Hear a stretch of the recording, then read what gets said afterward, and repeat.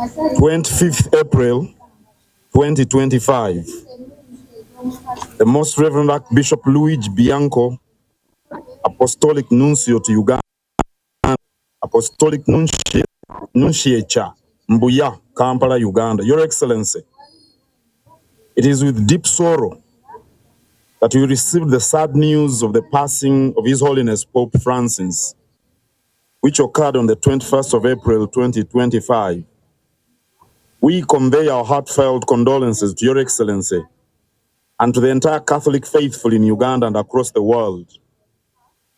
The Catholic Church and the Kingdom of Buganda have always shared a close and respectful relationship rooted in appreciation of cultural values, mutual understanding, and a common commitment to the well-being of our people. For generations, we have walked side by side in the service of the same communities, striving to uplift lives through faith, education, health, and extension of social services.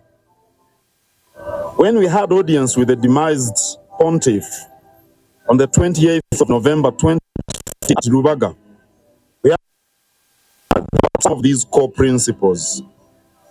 The passing of a dead servant of the church is not only a soul moment for Catholics, but also for all those who value humanity, humility, compassion, and unity. As we join you in mourning, we also give thanks for the enduring legacy left behind. 12 years of his papacy and sacrifice that always emulated the values of service beyond self, standing as a pillar of moral and spiritual strength. Might strengthen all those who are grieving, and may the soul of the departed Holy Father rest in eternal peace. Please accept the assurances of my highest regard.